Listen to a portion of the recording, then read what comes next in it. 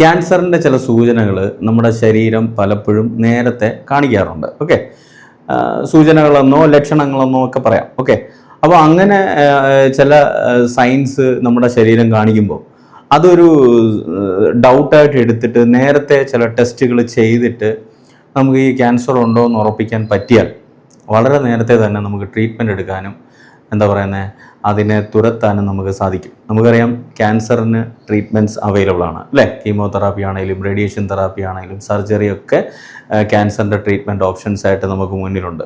പലപ്പോഴും ക്യാൻസർ ഒരു വലിയ വില്ലനായി അല്ലെങ്കിൽ ഒരു കുഴപ്പക്കാരനായിട്ട് മാറുന്നത് അത് കറക്റ്റ് സമയത്ത് ട്രീറ്റ്മെൻറ്റ് എടുക്കാത്തതിൻ്റെ കുഴപ്പമാണ് അല്ലേ. ഏർലി ഡിറ്റക്ഷനിലൂടെ നമ്മൾ കണ്ടെത്തിയതിന് ശേഷം അതിന് കൃത്യമായ ട്രീറ്റ്മെൻറ്റ് ചെയ്ത് കഴിഞ്ഞാൽ നമുക്കത് മാറ്റിയെടുക്കാൻ പറ്റും.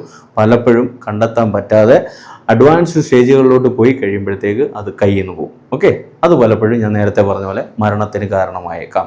അപ്പോൾ അതുകൊണ്ടാണ് ഈ ഒരു ടോപ്പിക്കിൻ്റെ പ്രാധാന്യം വരുന്നത്. വാർണിംഗ് സൈൻസ് ഓഫ് ക്യാൻസർ എന്ന് വെച്ചാൽ ശരീരത്തിൽ ഇങ്ങനെ ചിലപ്പോൾ നേരത്തെ കാണിക്കുന്ന ചില സൂചനകൾ.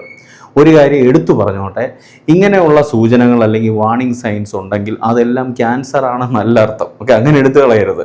പക്ഷേ ഇങ്ങനെയുള്ള സൂചനകളുണ്ടെങ്കിൽ ഇതുപോലുള്ള ടെസ്റ്റുകൾ ചെയ്ത് ക്യാൻസർ ഇല്ല എന്ന് ഉറപ്പ് വരുത്തുന്നത് നല്ലതായിരിക്കും. ഓക്കെ, എന്ന് വെച്ച് കഴിഞ്ഞാൽ എന്താ പറയുക, റൂൾ ഔട്ട് ചെയ്യുന്നതിന് വേണ്ടിയിട്ട് സഹായിക്കും. അപ്പോൾ അങ്ങനെയുള്ള കുറച്ച് വാർണിംഗ് സൈൻസ്, കുറച്ചെന്ന് പറഞ്ഞാൽ 7 എണ്ണം ഉണ്ട് പ്രധാനമായിട്ട്. 7 വാർണിംഗ് സൈൻസ് ആണ് പറയുന്നത്. അപ്പോൾ ഞാൻ നേരത്തെ പറഞ്ഞ പോലെ ഇതിൻ്റെ പ്രാധാന്യം നമുക്ക് നേരത്തെ ക്യാൻസർ ഉണ്ടോ എന്ന് കണ്ടെത്താൻ വേണ്ടിയിട്ടുള്ള ഒരു എന്താ പറയണ്ടേ സഹായമായിരിക്കും ഈ ഉള്ള ലക്ഷണങ്ങളെന്ന് പറയുന്നത്. അപ്പം ഇത് നമ്മൾ നഴ്സിംഗ് എക്സാംസിനൊക്കെ വേണ്ടിയിട്ട് പഠിക്കുമ്പോൾ ഓർത്തിരിക്കാൻ വേണ്ടിയിട്ട് കോഷൻ എന്ന് പറഞ്ഞിട്ട് CAUTION. ഓക്കെ, ഓരോ ലെറ്റേഴ്സും ഓരോ പ്രധാനപ്പെട്ട ലക്ഷണങ്ങളാണ്, വാർണിംഗ് സൈൻസ് ആണ്. ഓക്കെ, അങ്ങനെ മനസ്സിലാക്കുക. അത് പഠിക്കാനുള്ള എളുപ്പത്തിന് വേണ്ടിയിട്ടാണ് ഈ ഒരു ഓർഡറിൽ ഇട്ടേക്കുന്നത്. അപ്പോൾ ഇങ്ങനെ എഴുതുമ്പോൾ നമുക്കതിനെ കോഷൻ എന്ന് വായിക്കാം. ഇത് ഓർത്തിരിക്കാൻ വേണ്ടിയിട്ട് മാത്രമാണ് ആ ഒരു ആക്രോണിം യൂസ് ചെയ്യുന്നത്. ഓക്കെ, അപ്പോൾ ഇതിൻ്റെ എല്ലാം എക്സ്പാൻഷൻ, സിയുടെ എക്സ്പാൻഷൻ, എയുടെ എക്സ്പാൻഷൻ, യുടെ എക്സ്പാൻഷൻ എല്ലാം പഠിച്ചു കഴിയുമ്പോഴത്തേക്ക് വാർണിംഗ് സൈൻസ് ഓഫ് ക്യാൻസർ നമ്മൾ പഠിക്കും.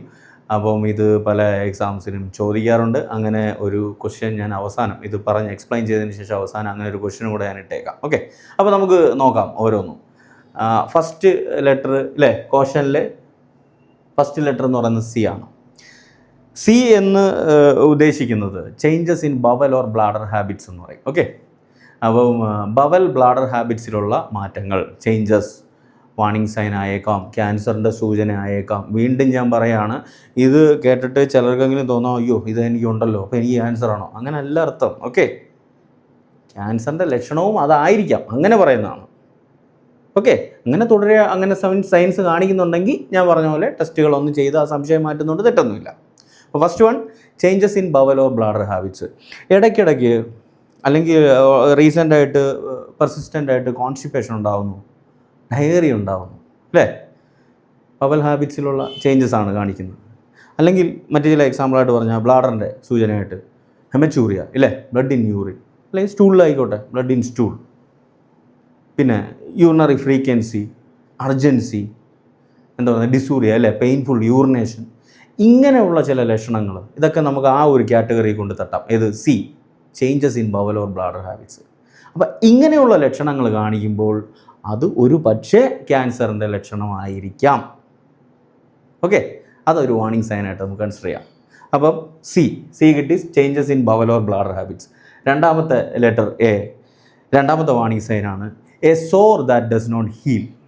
ഓക്കെ, ഒറ്റ വാക്കി മലയാളത്തിൽ പറയുകയാണെങ്കിൽ ഈ ഉണങ്ങാത്ത മുറിവുകളും എന്താ പറയണ്ടേ അൾസറുകളും ഒക്കെ ഹീലാവാത്ത, നോൺ ഹീലിംഗ് ആയിട്ടുള്ള. അപ്പം ഇതുപോലെ ഇപ്പോൾ മൗത്ത് അൾസേഴ്സ് ആണെങ്കിലും, മൗത്ത് അൾസേഴ്സൊക്കെ ഇടയ്ക്കൊക്കെ നമുക്ക് ഉണ്ടാകും അല്ലേ, വൈറ്റമിൻ ബിയുടെ സ്പെഷ്യലി ഡെഫിഷ്യൻസി കൊണ്ടൊക്കെ ഉണ്ടാകാറുള്ളതാണ്. അതുണ്ടെങ്കിൽ ഞാൻ വീണ്ടും പറയുന്നു, അത് ഉടനെ ക്യാൻസറാണെന്ന് നല്ല അർത്ഥം. വളരെ തുടർച്ചയായിട്ട് ഉദാഹരണം പറയുന്നത് 2 ആഴ്ച കൂടുതലൊക്കെ അങ്ങോട്ട് നിൽക്കുക, അല്ലെങ്കിൽ ചില മുറിവുകൾ ഉണങ്ങാതെ കിടക്കുക, ഹീലാവാതെ കിടക്കുക, സംശയിക്കാം, തെറ്റൊന്നുമില്ല. ഓക്കെ, അങ്ങനെയുള്ള ഉണങ്ങാത്ത മുറിവുകൾ, സോറുകൾ അല്ലെങ്കിൽ അൾസറുകൾ വാർണിംഗ് സൈൻ ആയിരിക്കാം. ഓക്കെ, അതിനാണ് a sore that does not heal, അതാണ് A കൊണ്ട് ഉദ്ദേശിക്കുന്നത്. A sore that does not heal എന്ന് പറഞ്ഞ വാർണിംഗ് സൈൻ നമ്മൾ പറഞ്ഞല്ലോ. അപ്പോൾ അതിനോട്ട് കണക്ട് ചെയ്തിട്ട് ചില എന്താ പറയണ്ടേ ക്യാൻസറുകളും നമ്മളൊന്ന് എക്സാമ്പിളായിട്ട് പഠിച്ചു വെച്ചോണം. ഞാൻ ആദ്യത്തേലും പറയാൻ വിട്ടുപോയി.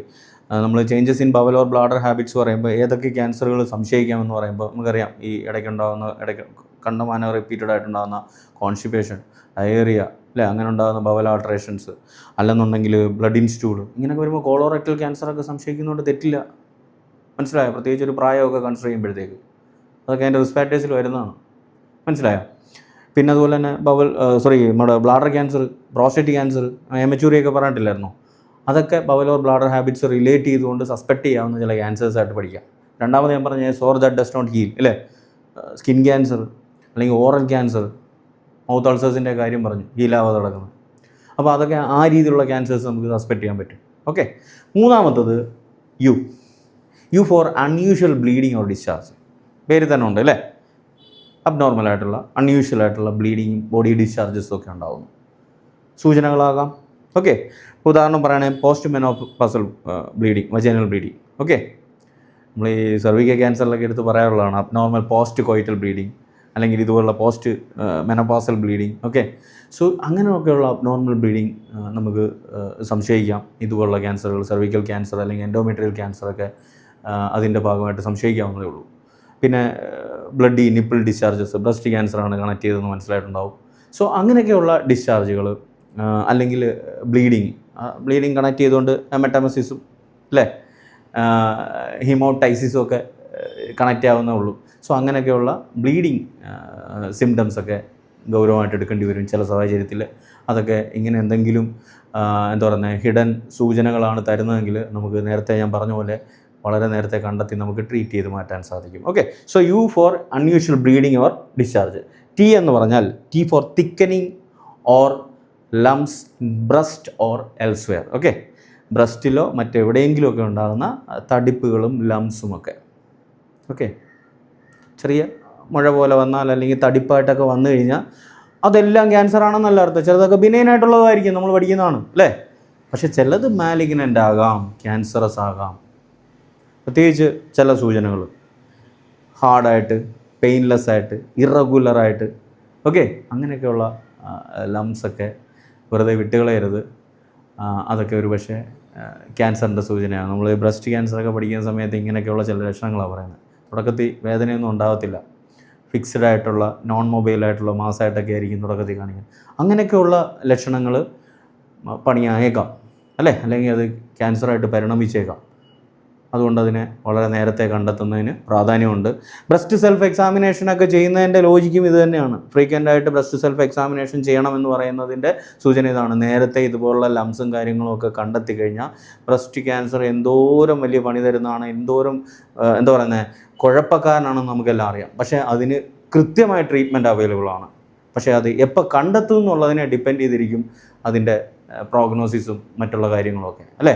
വളരെ നേരത്തെ കണ്ടെത്തി കഴിഞ്ഞാൽ ഈ പറഞ്ഞ ട്രീറ്റ്മെൻറ്റ്, ഈ പറഞ്ഞ പോലെ സർജറിയോ കീമോതെറാപ്പിയോ റേഡിയേഷൻ തെറാപ്പിയോ ഒക്കെ ഉപയോഗിച്ചിട്ട് നമുക്കതിനെ വളരെ നേരത്തെ തന്നെ മാറ്റി ആളിനെ സേഫാക്കാൻ സാധിക്കും. പക്ഷേ വളരെ ബിയോണ്ടായിട്ടല്ല, അഡ്വാൻസ്ഡ് ആയിട്ടുള്ള അവസ്ഥയിലോട്ട് പോയി കഴിഞ്ഞാൽ പിന്നെ തിരിച്ചു പഠിക്കാൻ പാടായിരിക്കും.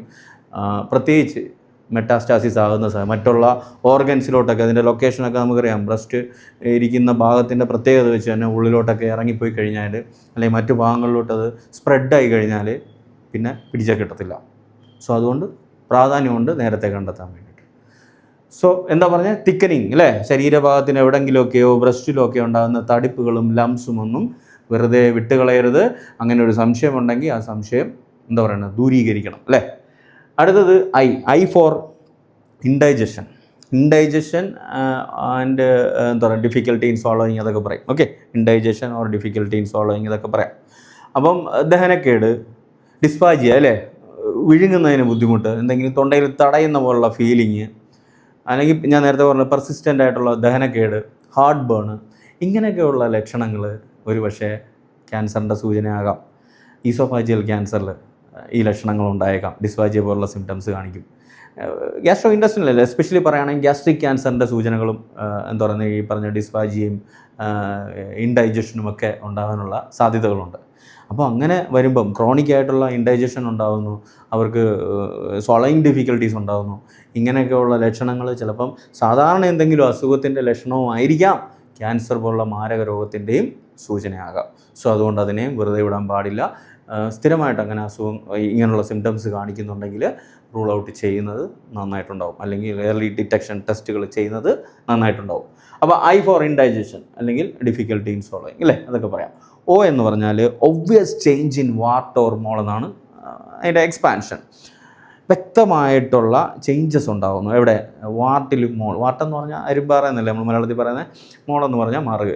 നമ്മുടെ ശരീരത്തിലുണ്ടാകുന്ന അരിമ്പാറ, മറുകുകൾ, ഇതൊക്കെ എന്താ പറയണ്ടേ, ഉണ്ടെങ്കിൽ അതൊക്കെ ക്യാൻസർ ആണെന്നല്ല പറയുന്നത്, വീണ്ടും പറയുന്നു. ഓക്കെ, അതിൽ ഇങ്ങനെ എന്താ പറയുക, നിർഗുണമായിട്ടിരിക്കുന്ന ഈ അരിമ്പാറയും അല്ലെങ്കിൽ മോളും ഒക്കെ മറുകുകളും ഒക്കെ പെട്ടെന്ന് അതിനെന്തെങ്കിലുമൊക്കെ മാറ്റങ്ങളുണ്ടാകുന്നു. മനസ്സിലാകുന്നുണ്ടോ? ചേഞ്ചസ് ഉണ്ടാകുന്നു. ഫോർ എക്സാമ്പിൾ എന്താ പറയണ്ട, അതിൻ്റെ സൈസിനോ ഷേപ്പിനോ കളറിനോ ഒക്കെ മാറ്റങ്ങളുണ്ടാകുന്നു, ബ്ലഡി ഡിസ്ചാർജസ് വരുന്നു. അങ്ങനെയുള്ള മാറ്റങ്ങളെ ഗൗരവമായിട്ട് തന്നെ കാണണം.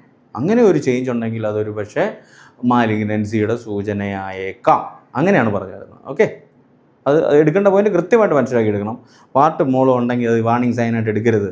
പാട്ടും മോളും ഒക്കെ ഉള്ളവരിൽ ഒബ്വിയസ് ചേഞ്ചസ് ഉണ്ടാകുന്നു, അതിന് മാറ്റങ്ങളുണ്ടാകുന്നു. അതിൻ്റെ ടെക്സ്ചർ, അതിൻ്റെ സൈസിൽ, അതിൻ്റെ കളറിൽ, അല്ലെങ്കിൽ അതിൻ്റെ ബോർഡർ ഇറഗുലാരിറ്റീസ് ഉണ്ടാകുന്നു. സോ അങ്ങനെയൊക്കെ വരുന്ന സൂചനകൾ, അതിനെ നമുക്ക് വാർണിംഗ് സൈനായിട്ട് എടുക്കാൻ സാധിക്കും. മനസ്സിലായോ? അതാണ് ഞാൻ പറയാൻ ഉദ്ദേശിച്ചത്. Last one, N for nagging cough or hoarseness എന്ന് പറയും. നാഗിങ് കഫ് എന്ന് പറഞ്ഞാൽ അറിയാലോ, പെർസിസ്റ്റൻ്റ് ആയിട്ടുള്ള ചുമ, അത് നിർത്താതെ നമ്മളെ ബുദ്ധിമുട്ടിക്കുന്ന ചുമ. അത് ഒരു ഏകദേശം കണക്കൊക്കെ പറയാം, ഒരു ചുമ വന്ന ഉടനെ അങ്ങനെയാണെന്നല്ല പറയുന്നത്, ഒരു 3 ആഴ്ചയിലൊക്കെ കൂടുതലായിട്ട് നിൽക്കുന്ന ചുമ. അപ്പോൾ അങ്ങനെ സ്ഥിരമായിട്ടുള്ള ചുമ. ഹോർസ്നെസ് എന്ന് പറഞ്ഞാൽ സൗണ്ടിന് അടപ്പ് അല്ലേ, സൗണ്ടിന് പതർച്ചയെന്നൊക്കെ നമ്മൾ പറയും, സൗണ്ട് അടഞ്ഞു പോകുക എന്നൊക്കെ നമ്മൾ പറയും. അപ്പം പ്രത്യേകിച്ച് ലാരിഞ്ചൽ ഏരിയയിലുള്ള നമുക്കറിയാം, ലാരിങ്സ് ആണ് സൗണ്ട് ബോക്സ് അല്ലെങ്കിൽ വോയിസ് ബോക്സ് എന്നൊക്കെ അറിയപ്പെടുന്നത്. നമ്മുടെ ശബ്ദം പുറപ്പെടുവിക്കാൻ സഹായിക്കുന്ന ഓർഗനാണ് അല്ലെങ്കിൽ പാർട്ടാണ് ശരീരത്തിൻ്റെ. അപ്പോൾ അതിന് ഉണ്ടാകുന്ന എന്തെങ്കിലും തകരാറായിരിക്കുമല്ലോ അങ്ങനെ ഒരു പ്രശ്നം ഉണ്ടാകുന്നത്. പക്ഷേ അത് നമുക്ക് സാധാരണ ഒരുപാട് സ്ട്രെയിനൊക്കെ ചെയ്യുമ്പോൾ, സൗണ്ട് സ്ട്രെയിനൊക്കെ ചെയ്യുമ്പോൾ അടഞ്ഞു ഉടനെ അത് ക്യാൻസർ ആണെന്നല്ല അർത്ഥം.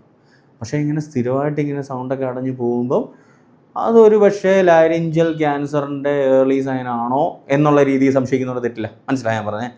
സോ അങ്ങനെ പോകും കാര്യങ്ങൾ. പിന്നെ നേരത്തെ പറഞ്ഞ ചുമയുടെ കാര്യം കൂടുതലായിട്ട് എന്താ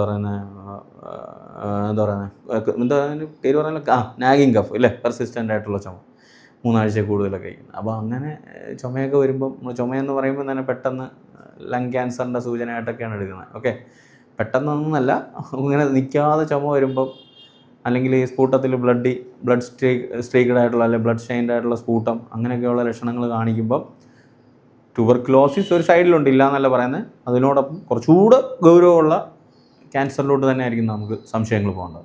അപ്പോൾ അതും ഒരു വാർണിംഗ് സൈനായിട്ട് എടുക്കാം. ഓക്കെ, ഇങ്ങനെയുള്ള ചുമയും നാഗിങ് കഫും ഹോർസ്നെസ്സും ഒക്കെ ഒരുപക്ഷെ ലങ് ക്യാൻസറിൻ്റെയോ ലാരിഞ്ചൽ ക്യാൻസറിൻ്റെയോ ഒക്കെ സൂചനകളാകാം. സോ അതുകൊണ്ട് അതും വാർണിംഗ് സൈൻസിൽ വരും. ഒന്ന് ഓവറോൾ ഞാൻ പറഞ്ഞു വിടട്ടെ. അപ്പോൾ ഇത്രയേ ഉള്ളൂ കാര്യം. ഇത് പഠിച്ചു വെക്കേണ്ടത്. C4 changes in bowel or bladder habits, a sore that does not heal അല്ലേ, U unusual bleeding or discharge, T thickening or lumps in breast or elsewhere, പിന്നെ I indigestion or swallowing difficulty, പിന്നെ അതുപോലെ തന്നെ O obvious change in വാട്ടർ mole, finally N for nagging cough or hoarseness. അപ്പോൾ ആദ്യം പറഞ്ഞ പോലെ ബന്ധപ്പെട്ട് അല്ല ഈ ഒരു ടോപ്പിക് കണക്ട് ചെയ്തുകൊണ്ട് ഒരു ക്വസ്റ്റ്യൻ ഇടാം. അപ്പോൾ ഇത് മനസ്സിലാക്കി കഴിഞ്ഞാൽ എനിക്ക് തോന്നുന്നത് എളുപ്പമായിരിക്കും ആ ഒരു ക്വസ്റ്റ്യൻ ആൻസർ. എന്തായാലും ഞാൻ ആൻസർ പറയുന്നില്ല, ആൻസർ നിങ്ങൾ കമൻറ്റിൽ ഇട്ടോളൂ അറിയാമെങ്കിൽ. Which assessment finding is most suggestive of possible skin cancer? Option a mole present since childhood, B itching over a mole, C change in size and colour of a mole, option D dry skin over mole. Okay, ഇതാണ് question.